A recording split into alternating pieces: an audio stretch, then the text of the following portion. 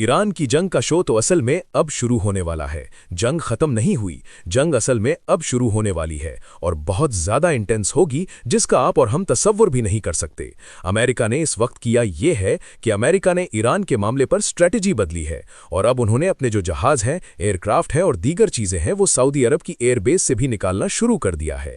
यानी सऊदी अरब की एयरबेस भी काफी हद तक उन्होंने खाली करना शुरू कर दी है।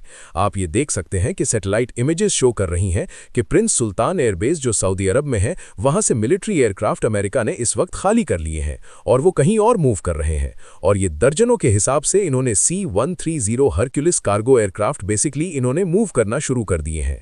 ये रिफ्यूलिंग टैंकर्स होते हैं और इस सूरत हाल के अंदर खाली ऐसा नहीं है, ये दीगर जगहों पर मूव कर रहे हैं।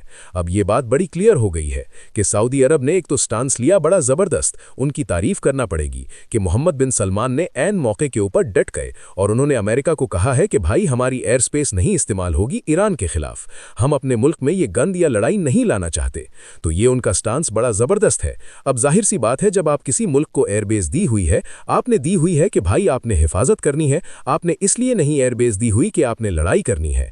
तो फिर वहां से जो एयरक्राफ्ट है या कार्गो एयरक्राफ्ट है या जेट्स हैं या दीगर चीजें हैं, तो वो वहां से मूव करके वहां पर लेकर जाएंगे कि जहां से वो लड़ाई कर सकें।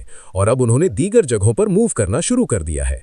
मसला सारा यहां पर यह हुआ है, अब असल में डिएगो गार्सिया एक आइलैंड है इंडियन ओशन में, वहां अमेरिका की है मिलिट्री बेस, वहां पर ये सारे असल में जा रहे हैं, वहां से अटैक करेंगे। देखिए, कतर ने इनकार किया है, मिस्र ने इनकार किया है, तुर्की ने इनकार किया है, ओमान ने इनकार किया है, कब से लेकर बाकी सारे ममालिक ये अमेरिका को कह रहे हैं कि आपने हमारी बेसिस इस्तेमाल नहीं करनी, आपने अटैक नहीं करना। सऊदी अरब भी ऑफकोर्स मेन पर है, उन्होंने कह दिया है कि आपने किसी सूरत अटैक नहीं करना। अब हो ये रहा है कि ट्रंप ने ये जो ऐन मौके के ऊपर ये काम किया है, उसने अब नेतन्याहू से की है फोन पर बातचीत। देखिए, मुसाद के जो चीफ है वो अमेरिका में है, वहां पर पहुंचकर उन्होंने ट्रंप से कोई बात की, ट्रंप ने कॉल की है नेतन्याहू को। अब जाहिर सी बात है, उसमें फैसला ये हुआ है कि हमने ईरान के साथ फर्दर कैसे लड़ना है। ये जो आपको नजर आ रहा है ना कि इस वक्त अमेरिका ने अपने जहाज वापस बुला लिए हैं, ये जहाज वापस नहीं बुलाए, इनको रीपोजिशनिंग कहते हैं। रीपोजिशनिंग ये है कि आप फर्दर चीजें वापस बुला रहे हैं। मिसाल के तौर पर अब ईरान पर अटैक करने के लिए वो ग्रेटर मिलिट्री पावर लेकर आ रहे हैं, यानी फायर पावर मिडिल ईस्ट में।